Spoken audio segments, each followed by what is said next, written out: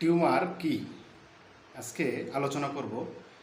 Tumour কেন হয়, কাদের হয়, টিউমার কি কি ক্যান্সার ছড়ায় আমাদের দেহে, এ বিষয় নিয়ে আজকে এই ভিডিওর মাধ্যমে আলোচনা করব। আশা করি ভিডিওটা না টেনে পুরোটা দেখলে অবশ্যই বুঝতে পারবেন টিউমার কি, কি ধরনের রোগ, টিউমার কি ধরনের ক্যান্সার ছড়িয়ে থাকে। সাধারণত টিউমার বলতে কি বোঝায়? আমাদের দেহের যে কোনো অংশে অপ্রয়োজনীয়ভাবে বা অস্বাভাবিকভাবে যে কোনো টিস্যু সৃষ্টি হয়ে বৃদ্ধি পাওয়া বা ফুলে ওঠাকেই টিউমার বলে। এই টিউমারের কিছু কারণ, যেমন বংশগত কারণ হতে পারে। বংশগত বলতে যেমন ফ্যামিলিয়ান বেসড ক্যান্সার, এটা বংশগত কারণে ম্যাক্সিমাম হয়ে থাকে। 2 নম্বর হচ্ছে কেমিক্যাল কার্সিনোজেনেসিস। ইহারা এমন এক ধরনের পদার্থ যা মানুষের কোনো মাংস কোষে বা টিস্যুর সংস্পর্শে এলেই টিউমার হওয়ার সম্ভাবনা বেড়ে যায়। 3 নম্বরে আল্ট্রাভায়োলেট ইরেডিয়েশন,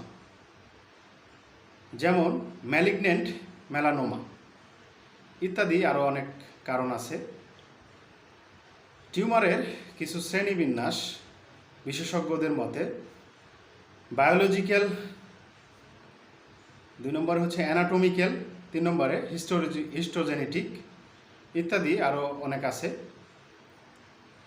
বিশেষজ্ঞদের মতে টিউমারকে সাধারণত 2টি ভাগে বিভক্ত করা হয়েছে। যেমন 1 নম্বরে বেনাইন টিউমার, 2 নম্বরে ম্যালিগন্যান্ট টিউমার।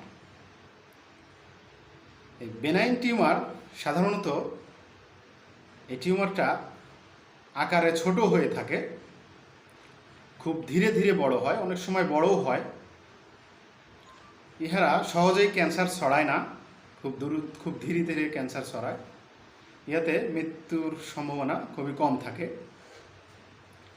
2 নম্বরে হচ্ছে ম্যালিগন্যান্ট টিউমার। ম্যালিগন্যান্ট টিউমার সাধারণত এটি অনেক বড় হয়ে থাকে বা বড় হয় খুব দ্রুত। এটি অনেক শক্ত হয়ে থাকে, বিশেষত এটা হাড়ে হয়ে থাকে এই টিউমারটি। ইহা খুব দ্রুত ক্যান্সার ছড়ায় এবং রোগীর মৃত্যু ঘটায় খুব দ্রুত। আশা করি টিউমার কি এটা বুঝতে পেরেছেন। ভিডিওটা না টেনে পুরোটা দেখার জন্য ধন্যবাদ। লাইক, কমেন্ট, শেয়ার করে ভিডিওর সাথে থাকবেন। ধন্যবাদ।